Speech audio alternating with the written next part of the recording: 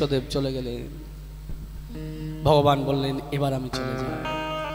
অর্জুনকে গোবিন্দের সঙ্গে পাঠালেন বিশ্বদেব। চলে যাওয়ার পরে যুধিষ্ঠির রাজা হলেন। দ্বারকায় চলে যেতেই রাজমহিষীরা কৃষ্ণের রাজোচিত অভ্যর্থনা জানালেন। সেখানে খুব ভালোভাবে আছেন। আস্তে আস্তে কলি প্রবেশ করবেন। ভগবান দেখলেন আমাকে চলে যেতে হবে, আর ভগবান চলে যাওয়ার জন্য উদ্ধবকে ডাকলেন।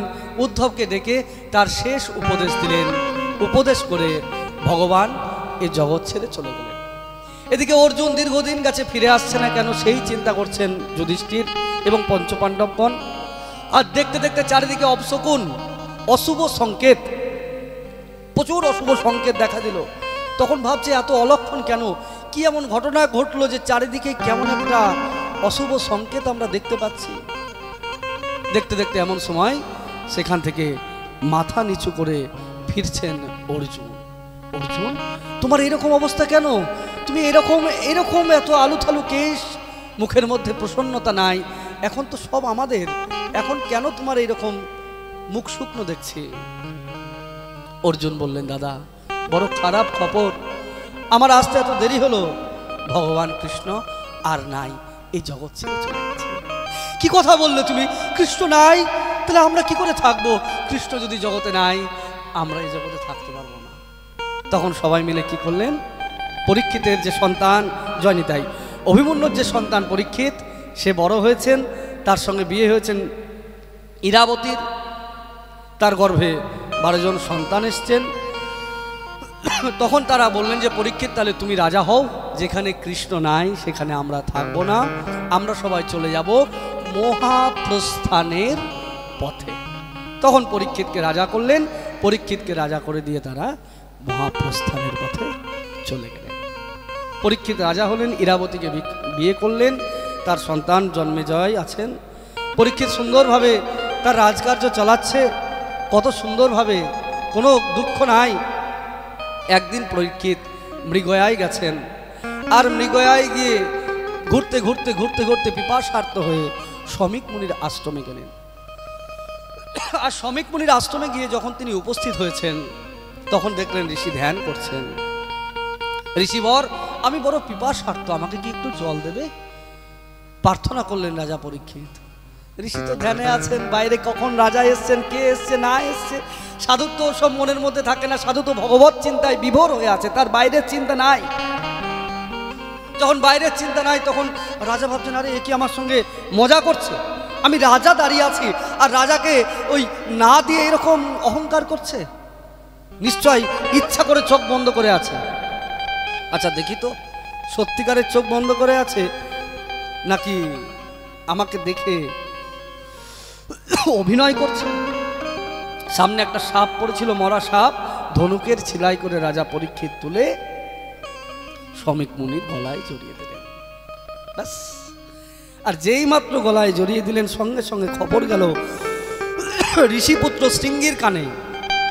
সাধু তো নির্বিকার, যেমনকার তেমনই বসে আছেন।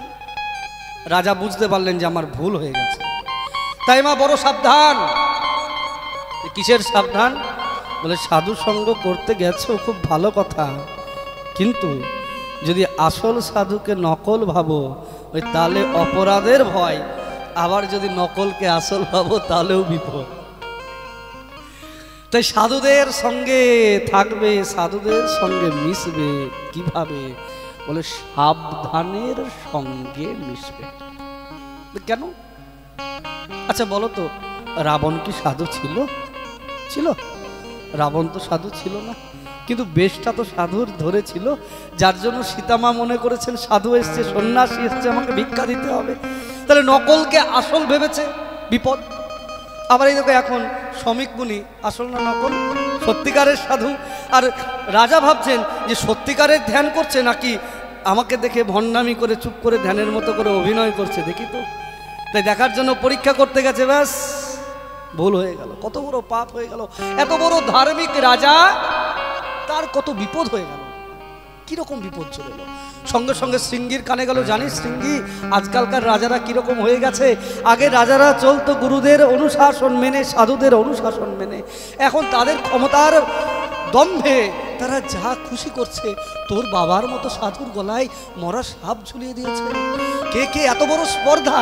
তাহলে আমি অভিশাপ দিলাম, যে আমার পিতার গলায় এরকম সাপ ঝুলিয়েছে, আমার পিতার অবমাননা করেছে, আজকে থেকে 7 দিন পর তক্ষক দংশনে তার মৃত্যু হবে। নড়ে উঠল শ্রমিক মুনি। কেন? বলে ভগবত ভক্তের উপর অভিশাপ হয়েছে কিনা স্থির থাকতে পারলেন না। তাড়াতাড়ি করে শৃঙ্গিকে ডাকলেন। কি করলে তুমি শৃঙ্গি? এই জগতে ধর্মকে রক্ষা করছে পরীক্ষিত। পরীক্ষিত যতদিন আছে ধর্ম ততদিন সুরক্ষিত। আর সেই পরীক্ষিতের উপর তুমি অভিশাপ করে দিলে। হায় হায়! গৌরবাহুকে দিয়ে খবর পাঠালেন, যাও যাও তাড়াতাড়ি গিয়ে রাজাকে খবর দিয়ে এসো। তাড়াতাড়ি করে গৌরবাহু দূত এসে রাজাকে খবর দিলেন, হে রাজন, আপনার উপর অভিশাপ হয়েছে, অভিশাপগ্রস্ত হয়েছেন আপনি, যে আজ থেকে 7 দিন পর তক্ষক দংশনে তোমার মৃত্যু হবে। অভিশাপ দিয়ে দিয়েছে। আর যেই মাত্র অভিশাপ এসেছেন, বলে পরীক্ষিত মহারাজ কি করলেন? লোহার বাসর ঘর, কি করে বাঁচবে সেই চিন্তা করলেন? বলেন কখনোই সেই চিন্তা করেননি। তিনি চিন্তা করলেন যার সামনে মৃত্যু তার কি করা উচিত। পরীক্ষিত মহারাজ তার রাজকার্য জন্মেজয়ের হাতে সমর্পণ করে দিয়ে তিনি আস্তে আস্তে চলে গেলেন গঙ্গা প্রান্তে।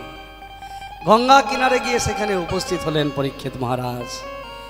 আমার এখন কি করা উচিত? ব্রহ্ম শাপগ্রস্ত হয়েছে না, অভিশাপ ছুটে এসছে না। রাজার মনে কোনো রকম বিকার জন্ম। রাজা স্থির থাকলেন।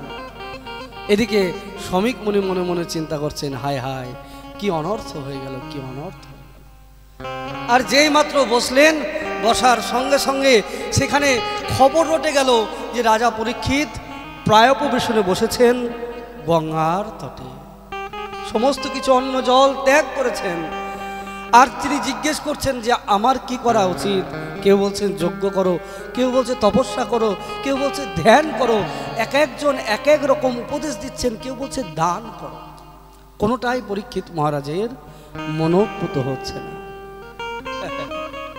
এমন সময় সেখানে উপনীত হলেন সাক্ষাৎ ব্যাস নন্দন মহামুনি সুখদেব গোস্বামী চরণ। বলিয়ে সুখদেব গোস্বামী চরণে কি! সুখদেব গোস্বামী চরণ এসে উপস্থিত হয়েছেন। আর সুখদেব গোস্বামী চরণ আসতেই যত বড় বড় মুনি ঋষি ছিলেন, মানে তারা সবাই উঠে দাঁড়িয়ে হাত জোর করছেন।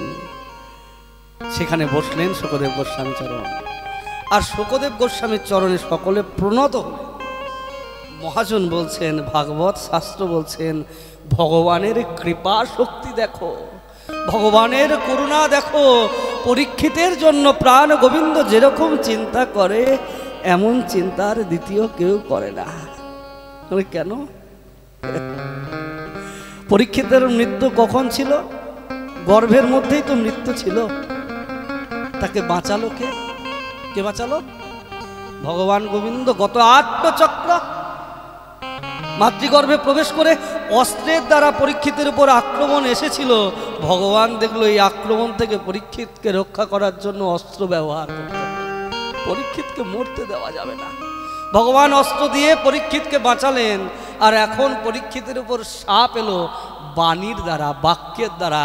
তাই ভগবান চিন্তা করলেন, বাক্যের দ্বারা যখন এর উপর মৃত্যু যোগ এসেছে, তখন একে আমি বাক্যের দ্বারাই রক্ষা করব। তখন সাক্ষাৎ ভগবান এসেছিলেন। বলে এখনো ভগবান এলেন। তখন ভগবান অস্ত্র নিয়ে গেছিলেন, আর এখন এলেন শ্রীমদ ভাগবত নিয়ে। তত্রা ভবত ভগবান ব্যাসপুত্র। কে এসেছেন? বলে ব্যাসপুত্র সুখদেব। সুখদেব কে? তত্রা ভবত ভগবান ব্যাসপুত্র। বলে সুখদেব কোনো সুখদেব গোস্বামী চরণ নয়, সাক্ষাৎ ভগবানই ব্যাসপুত্র সুখদেব হয়ে ওই বাণীর দ্বারা পরীক্ষিতকে রক্ষা করার জন্য এসেছেন। এমন ভগবান জগতে আর কে আছে? বলিয়ে কৃষ্ণ কানাইয়া লাল কি। তত্র ভবত ভগবান ব্যাসপুত্র অলক্ষলিঙ্গ নিজ লাভ তুষ্ট। পরীক্ষিতে সুখদেবের গুণগুলো কিরকম দেখো। নিজ লাভ তুষ্ট, সদাই সর্বদাই সন্তুষ্ট।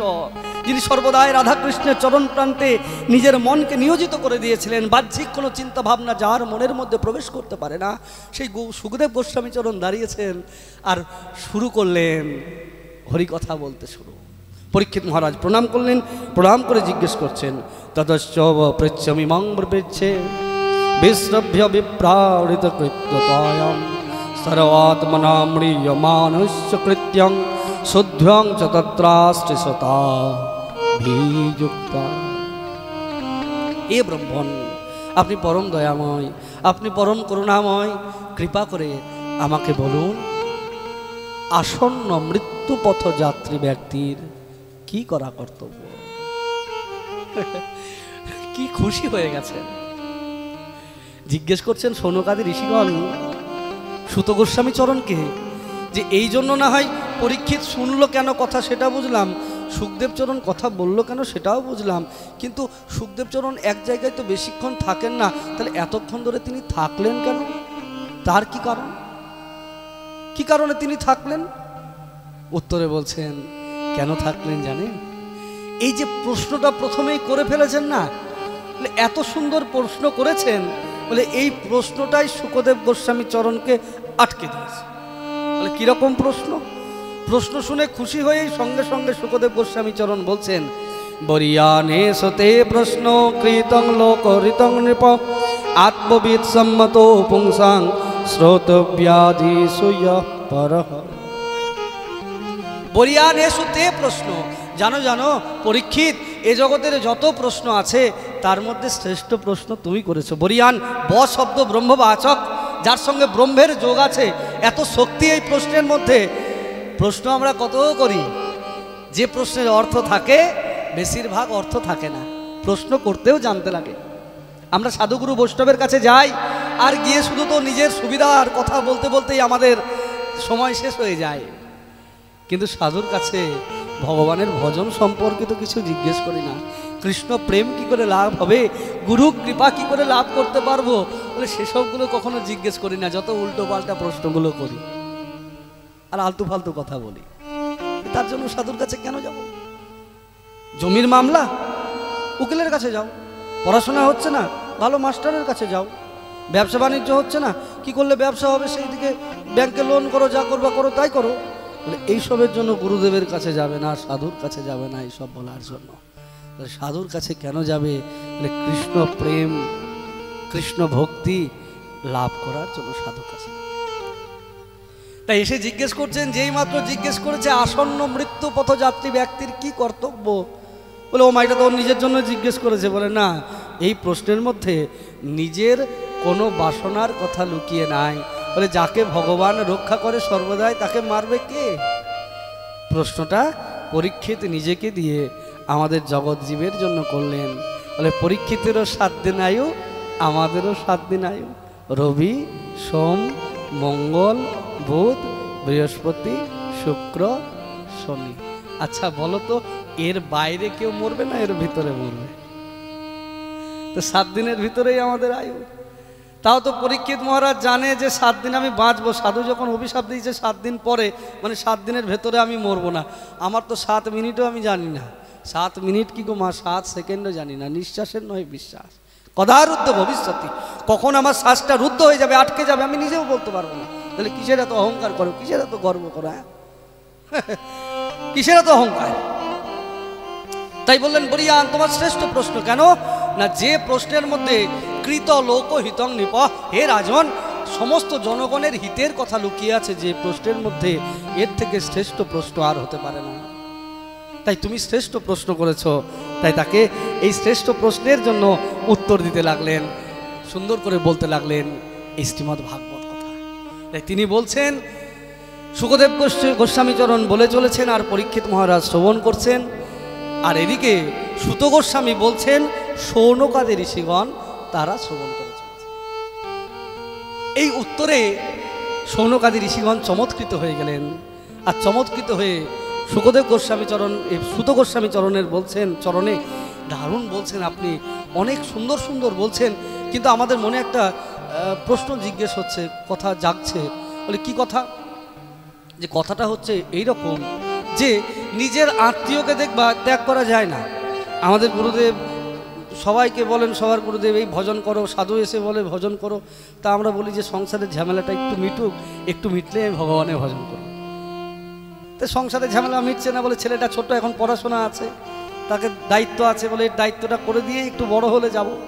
তো ছেলে বড় হলো, বলে এবার তাহলে চলো, বলে না বড় তো হয়েছে, বিয়ে তো দিতে হবে, ওর একটা সংসার বসিয়ে দিয়ে তারপর যাও। এর সংসার বসে গেল, বলে নতুন বিয়ে হয়েছে, মেয়েটা তো জানে না, কাজপত্র বুঝিয়ে শিখিয়ে দিতে হবে তবে তো আমি যাবো। তো কাজ তাকে শেখালাম, আর শেখানোর পরে বলছে এবার চলো, বলে এখন তো নাতিটা ছোট, এখন কি করে যাব। বলে মা ডিউটি চলে যায়, বাবাও ডিউটি চলে যায়, বলে বাচ্চা তো আমার কাছে থাকে। বলে বাচ্চা থেকে পালন করছি আমি, বলে নাতিটা বড় হোক যাব। নাতি বড় হয়ে যাচ্ছে, কিন্তু আমার আর যাওয়া হচ্ছে না, আমার আর যাওয়া হচ্ছে না। বলে এই করতে করতেই আমার জীবনটাই শেষ হয়ে গেল, ভগবানের ভজন আমি করতে পারলাম না, তার জন্য সময় আমি বের করতে পারলাম না। কারণ এই আত্মীয়ের বন্ধন অতি আকর্ষণীয়, এই আকর্ষণকে কিছুতেই ত্যাগ করা যায় না।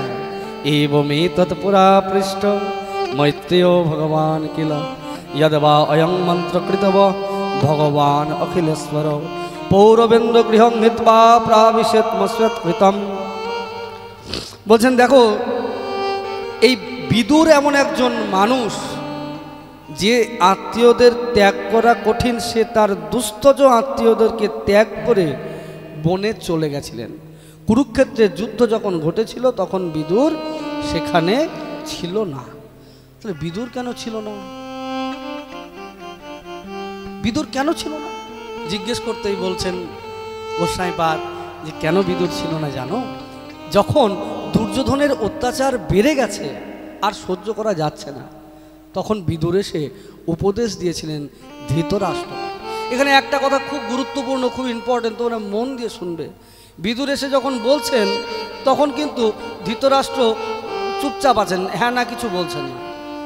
আর শেষ পর্যন্ত যখন বারবার বলছেন বিদুর কথা কি জানো, তুমি যা বলছো সব ঠিক বলছো, কিন্তু দুর্যোধনের প্রতি স্নেহটা আমার এতটাই বেশি যে আমি কিছুতেই তার উপরের দিয়ে আমি চলতে পারি না, তাকে জোর দিয়ে আমি কিছু বলতে পারি না। বলে দাদা, তোমার ছেলেরা পাণ্ডবদের উপর যে অত্যাচার করছে, 5টা গ্রাম চাইছে, দিয়ে দাও, যদি না দাও তাহলে কিন্তু তোমরা ধ্বংস হয়ে যাবে, ওদের সঙ্গে ভগবান কৃষ্ণ আছে। কথা শুনলো তো নাই, উল্টে কি হলো, উল্টে দুর্যোধন এসে বলছে ভারী মহা লাট সাহেব চলে এসছে, যার বাড়িতে খাও আর তারই নিন্দা করো, আমার বাড়ির খেয়ে আমার বিরুদ্ধে আমার বাবার কাছে নালিশ, কান ভাগানি, বেরিয়ে যাও এখান থেকে, দূর হয়ে যাও। বিদুরেরও কিন্তু শক্তি আছে, নিজেরও ধনুর্বাণ আছে, ও ধনুর্বাণটা নিয়ে যুদ্ধ করতে পারতেন। মনে মনে ভাবছেন হায় রে পাপী, এর পাপ এত বেড়ে গেছে, তোর পাপেই তুই মরবি, শুধু আমি কেন যুদ্ধ করে পরিশ্রম করব। স্বয়ং ধনুর নিধায় নিজের ধনুর্বাণটাকে দরজায় টানিয়ে রাখলেন, টানিয়ে রেখে বিদুর সেখান থেকে চলে গেলেন। কুরুক্ষেত্রের যুদ্ধে ছিলেন না, তো ধনুর্বাণটা টানিয়ে রাখলেন কেন? বলে যেন না ভাবে যে আমি অন্য জায়গায় যুদ্ধ করতে চললাম, এদের ভাবনা তো ঠিক নাই, চলে গেল। এখন বিষয় হচ্ছে এরকম, বিদুর কে জানো মা? বিদুর সাক্ষাৎ ধর্ম। এই ধর্মরূপে বিদুর কৌরবদের সঙ্গে ছিল, আবার ধর্ম পাণ্ডবদের সঙ্গেও ছিল। পাণ্ডবদের সঙ্গে কি রূপে ছিল বলো? কি রূপে ছিল? হ্যাঁ, হু করছো, বলো যে এই রূপে ছিল। হ্যাঁ, পঞ্চপাণ্ডবের বড় ভাইয়ের নাম কি? যুধিষ্ঠির। যুধিষ্ঠিরকে হ্যাঁ এই তো সবাই জানো, তোমরা জানো, শুধু বলতে একটু ভয় আছে নাকি? জানো তো, বেশ ভালোই জানো। তা ধর্ম পাণ্ডবের সঙ্গেও ছিল যুধিষ্ঠির রূপে, ধর্ম কৌরবের সঙ্গেও ছিল বিদুর রূপে। পার্থক্য কোথায় জানো? যুধিষ্ঠির যা বলতো পঞ্চপাণ্ডব তাই শুনতো, তারা ধর্মের অধীনে চলতো। আর বিদুর যা বলতো দুর্যোধনরা সে কথা শুনতো না, সেই কথাকে চাপা দিয়ে নিজের বুদ্ধি অনুসারে চলতো, যার ফলে আর না থেকে সেখান থেকে ধর্মরূপী বিদুর চলে গেল। বলে ধর্ম যেখান থেকে চলে গেল তারা আর বাঁচবে কি করে? তাদের ধ্বংস অনিবার্য। তাই আমরাও আমাদের আজকে এত বিপর্যয় আসছে, আমরা ধর্মের পথ থেকে সরে এসেছি, আমরা ধর্মরূপী বিদুরকে ত্যাগ করেছি, আর ধর্মের হীনা পশুভি সমানা পশুর মতো জীবনযাপন করছি বলে পদে পদে আমাদের বিপদ আসছে। আর আমরাও যদি ধর্মকে আমরা রক্ষা করি তো ধর্মও আমাদেরকে রক্ষা করবে। ধর্ম রক্ষতি রক্ষিত। কত সুন্দর শাস্ত্রের মিল দেখেছ। তাই ধর্মরূপী বিদুর সেখান থেকে চলে গেলেন ধনুর্বাণটা টানিয়ে রেখে। তিনি চলতে চলতে চলতে চলতে সমস্ত তীর্থ পর্যটন করছে, আর তীর্থ পর্যটন করতে করতে এসে উপস্থিত হয়েছেন শ্রীধাম বৃন্দাবনে। আর শ্রীধাম বৃন্দাবনে এসে উদ্ধবের সঙ্গে দেখা। উদ্ধব বড় কৃষ্ণ প্রেমিক ভক্ত, আর উদ্ধবের সঙ্গে দেখা হতেই দুইজনে খুব আনন্দিত হলেন। আর আনন্দিত হয়ে দুজনে বসে পড়লেন। ওই তারা বসে তাদের সুধা রস পিপাসা পান করছেন। হরিকথা শুরু হয়ে গেল, ভগবানের কথা শুরু হয়ে গেল, কৃষ্ণ কথা শুরু হয়ে গেল। কৃষ্ণ কথা ছাড়া তারা অন্য কথা বলতে লাগলেন না। কেন? বলে এটা তাদের স্বভাব, এটা তাদের ধর্ম। তাই তুলসীদাসজি বললেন, এ দুনিয়া কি लब जग दो मिले तो संसार की बात, আর दुनिया की संत जब दो मिले तो हरि है साथ।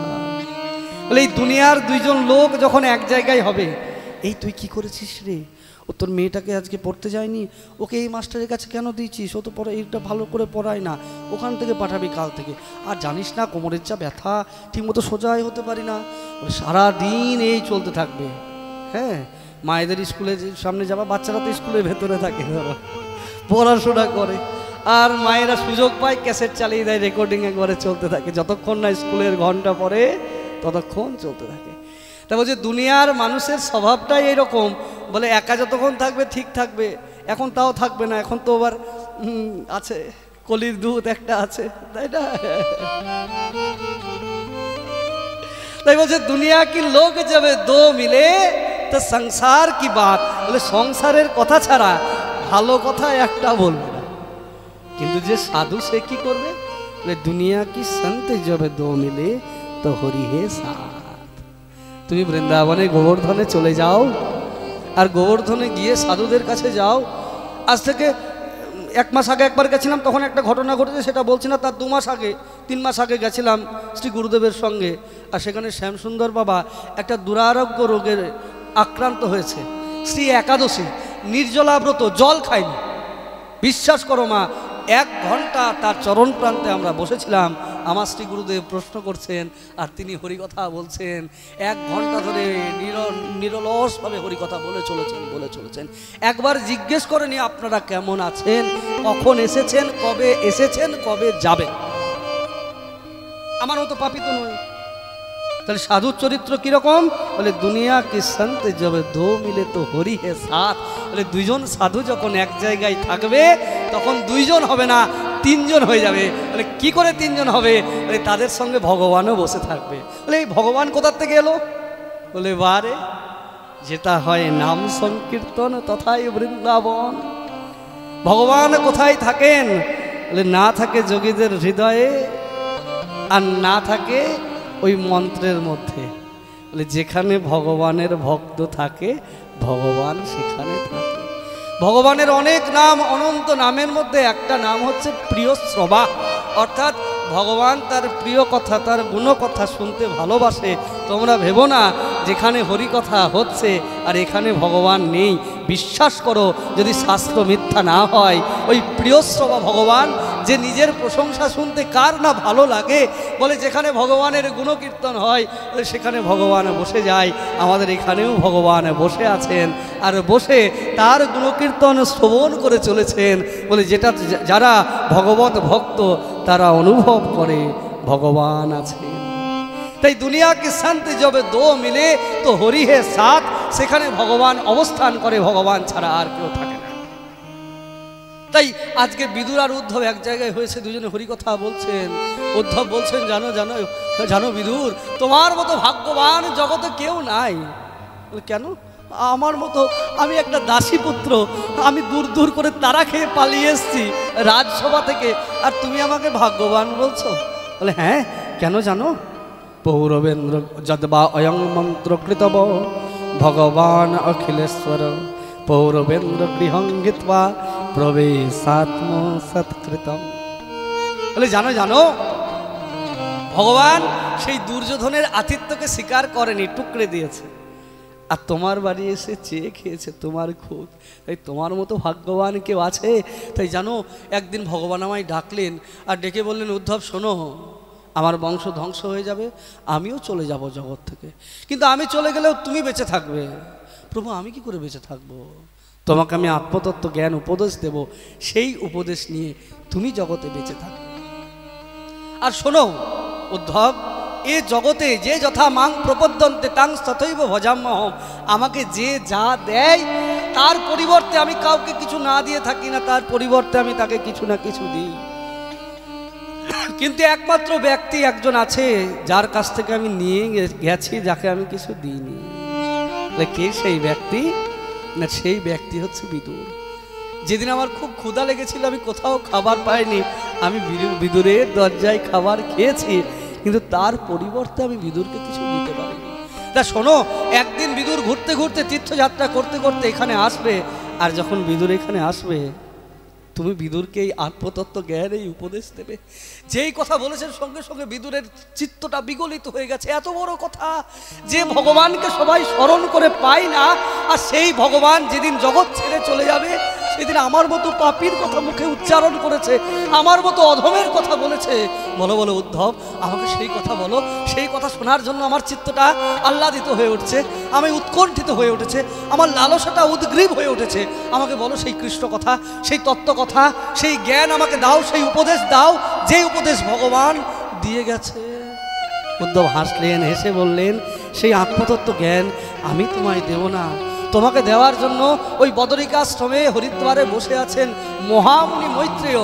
ওই ভগবান বলেছিলেন আমাকে কথাগুলো বলে তুমি যখন মৈত্রেয় মুনির কাছে যাবে, মৈত্রেয় মুনি তোমাকে এই সমস্ত কথা বলবে। অদ্ভুত আনন্দিত হয়ে গেলেন। সারা রাত কৃষ্ণের বাল্যলীলা বর্ণনা করলেন। অনেক অনেক লীলা বর্ণনা করার পর সকাল হলো। সকাল হতেই দুই ভক্ত কোলাকুলি করে সেখান থেকে বিদুর বিদায় নিলেন। উদ্ধব গিরিরাজের তটে ভগবানের ভজন করতে লাগলেন। এই বিদুর সেখান থেকে চলে গেলেন হরিদ্বারে মৈত্রেয় মুনির কাছে। আর মৈত্রেয় মুনি দেখেই বলছেন, আরে আরে বিদুর মহারাজ, আমি তো আপনার জন্যই বসে আছি। ভগবান নির্দেশ দিয়েছেন যে আপনি আমার কাছে আসবেন, সেই উপদেশ, সেই জগতের সার তত্ত্ব আপনাকে দেওয়ার জন্য আমাকে বলেছেন, আর আমিও অপেক্ষা করে আছি কবে আসবেন আপনি। আপনার আসার জন্য অধীর আগ্রহে আমি অপেক্ষা করছি, আসুন। বসলেন। বিদুর মৈত্রেয় সংবাদ, বিদুরের সঙ্গে মৈত্রের কথোপকথন হতে থাকলেন। জিজ্ঞেস করলেন মহামুনি বিদুর, জ্ঞানং পরং স্বাত্মারহং প্রকাশং যদাহো যোগেশ্বর ঈশ্বরস্তে ভক্তুর ভবান্নরহতি যদভি বিষ্ণুভৃত্য়া সভৃত্যার্থকৃত স্মরন্তি। জানো, মানুষ সুখ প্রাপ্তির আশায় কর্ম করে, কিন্তু সুখ প্রাপ্তির আশায় কর্ম করলেও মানুষকে বারবার দুঃখই পেতে হয়। যত সুখের জন্য মানুষ চেষ্টা করবে, ততই মানুষ দুঃখ পাবে। এ জগতে কেউ কাউকে সুখ দিতে পারে না, এ জগতে কেউ কাউকে দুঃখ দিতেও পারে না। সুখস্য দুঃখস্য না কোপি দাতা পরো দদাতিতি কুবুদ্ধিরেশা অহংকার মিতি বৃথাভিমানা স্বকর্ম সূত্র গ্রথিতা হি লোকা। কেউ কাউকে সুখ দেয় না, কেউ কাউকে দুঃখ দেয় না। অহম করমিতে, আমি করেছি। বৃথা অভিমানা, তুমি কি করতে পারো? তুমি কিছু করতে পারো না। বৃথা অভিমান করো। স্বকর্মসূত্র গতিতা হি লোকা, এই কর্মফল অনুসারে আমাদের জীবনটা নির্বাপিত হয়ে চলেছে। তাই তুমি যেখানে সুখ পাওয়ার আশার কর্ম করছো, এই কর্মটা তোমাকে সুখ তো দেবেই না, উল্টে তোমাকে দুঃখ দেবে। কেন দুঃখ দেবে জানো? কেন? বলে এই সংসারে তো সুখ নেই। গোস্বামীপাদ এখানে খুব সুন্দর মজার একটা কথা বলেছেন। বলে কিরকম জানো? একদিন গ্রীষ্মকাল দুপুরবেলা এক ভদ্রলোক কাজ করছে, আর কাজ করতে করতে ছেলেটা বলছে, বাবা আম খাবো। বলে আম খাবি? আচ্ছা তাহলে যা এনে 100 টাকা নে, ওই পাশে আমের দোকান আছে, তুই দোকান থেকে 100 টাকার আম নিয়ে যা। ছেলেটা খুব খুশি, তো নিয়ে এসছে। দোকানদারকে বলছে, দোকানদার আম দাও 100 টাকার। দোকানদার 100 টাকার আম দিয়েছে, আম নিয়ে এসছে। বাবা নিয়ে এসছি, দাঁড়া দুপুরবেলায় খাওয়ার পর খাবো, তুই একটা কাজ কর, আমগুলোকে জলের মধ্যে ডুবিয়ে রাখ। জলে ডুবিয়ে রাখলে বেশ ভালো হবে, সুন্দর হবে খেতে, ঠান্ডা ঠান্ডা লাগবে, ঠান্ডা জলের মধ্যে রাখলে দুপুরে খাওয়ার পর আম কেটে খাওয়া হবে। ছেলেটা ডুবিয়ে রেখেছে, বাবা কাজকর্ম সেরেছে, খাওয়া দাওয়া হয়ে গেছে, এইবার আম খাবে। ছেলেও বসেছে, বাবাও বসেছে, বলছে আমটা নিয়ে আয়। একদম জলের বালতিটা নিয়ে এসে রেখেছে, বাবা ঢুকিয়ে দিয়েছে হাত, আর হাত ঢুকিয়ে দেখছে বেরিয়ে আসছে, হাতটা নোংরা হয়ে গেছে, কাদাতে ভর্তি। এই তোকে বললাম আম নিয়ে আসতে, কাদা কোত্থেকে নিয়ে এলি? বলে আম তো নিয়ে এসছি বাবা। বলে দেখ কই, ও দেখে কাদা। বলে সত্যি বাবা, আম কোথায় গেল? বলে কোথায় গেল? তুই বল কোথায় গেল? বলে আমি তো জানি না, দোকানদার জানে। তো বাবা ভাবছে হয়তো দোকানদার ছেলেকে আমার ঠকিয়ে দিয়েছে, বাচ্চা ছেলে পেয়েছে 100 টাকায়, মানুষ তো 2 নম্বরই। বলে মনে করেছে বাচ্চা ছেলে, কোনো রকম করে হাবিজাবি করে বুঝিয়ে পাঠিয়ে দিয়েছে। বলে চল দেখি কোন দোকানদার পাঠিয়েছে, আমি যাই, চল চল। তো বাবা ছেলেকে নিয়ে গেছে, নিয়েই তো দোকানে হোম কিছু যায়, তুমি আমার ছেলেকে তুমি এরকম করে নকল ফল দিয়েছো, কি দিয়েছো তার ঠিক নাই, এরকম করে মাটি দিয়ে পাঠিয়ে দিয়েছো, টাকা ফেরত দাও নাহলে আম দাও। যাচ্ছে তাই গালাগালি করছে। মাথায় রাগ উঠে গেলে তখন আর জ্ঞান থাকে না, যা খুশি বলে দিয়েছে, বউ বলে দিল।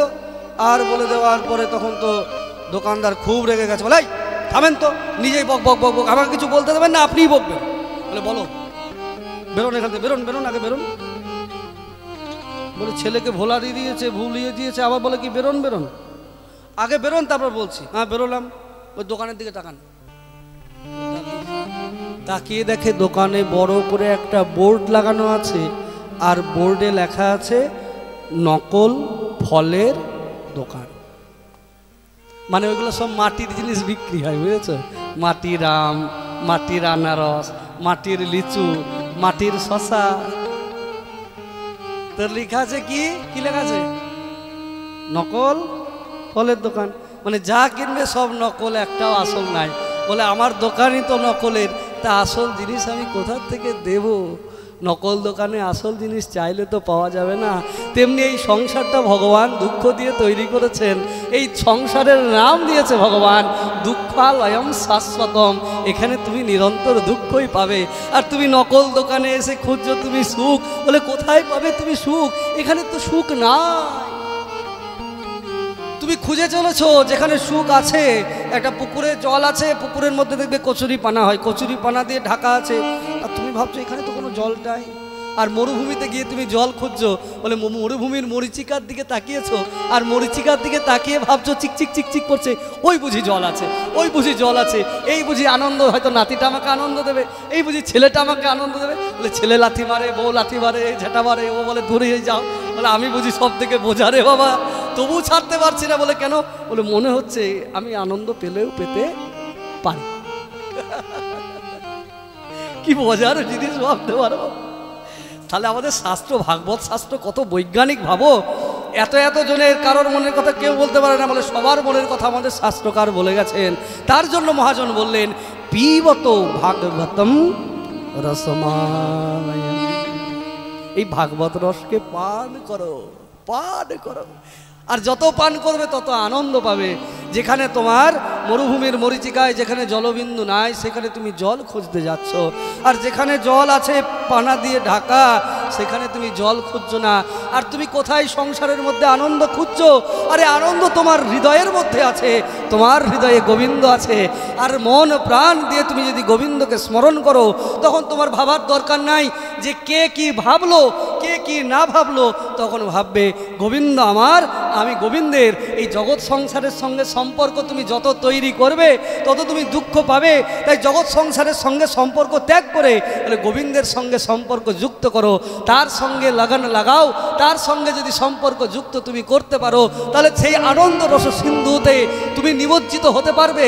তখন তোমার আর কোনো দুঃখ তোমাকে স্পর্শ করতে পারবে না, তখন শুধু আনন্দ আনন্দ আনন্দ। বলিয়ে কৃষ্ণ কানাইয়া লাল কি। लगन तुमसे लगा बैठे, जो होगा देखा जाएगा। लगन तुमसे लगा बैठे, जो होगा देखा जाएगा।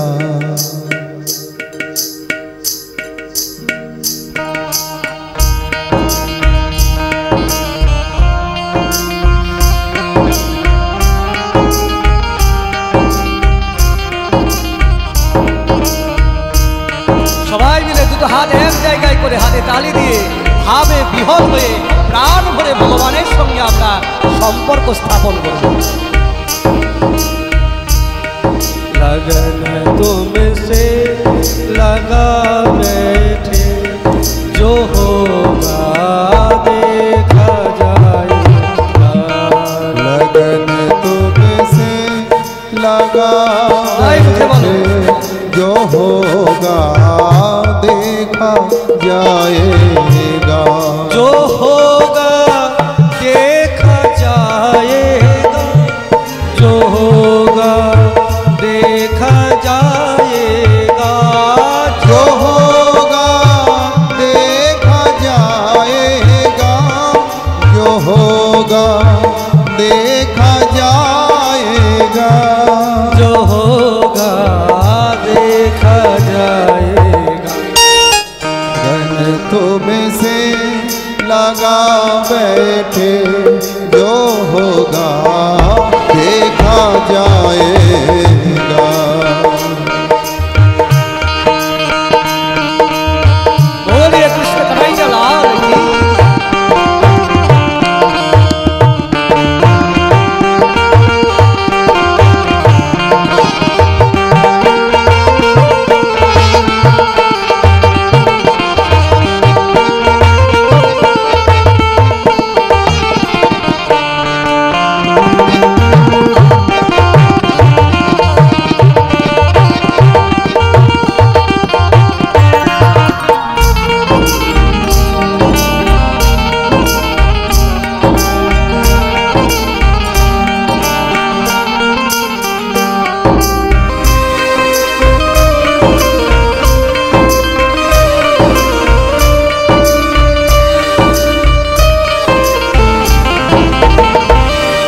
कभी दुनिया से डरते थे कि छुप छुप याद करते थे। कभी दुनिया से डरते थे कि छुप छुप याद करते थे। कभी दुनिया से डरते थे कि छुप छुप याद करते थे। कभी दुनिया से डरते थे कि छुप छुप याद करते थे। कि छुप छुप याद करते थे।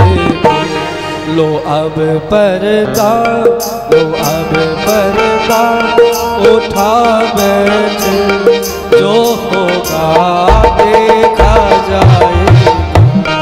लगन तुमसे लगा बैठे, जो होगा देखा जाएगा।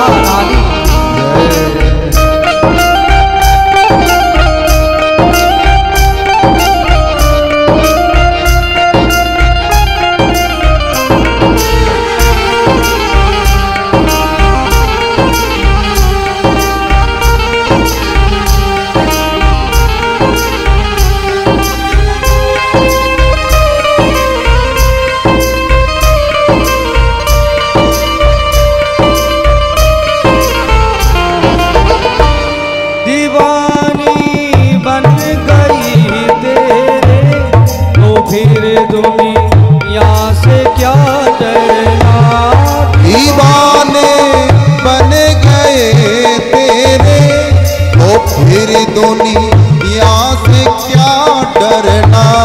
दीवानी बन गए तेरे, तो फिर दुनिया से क्या डरना।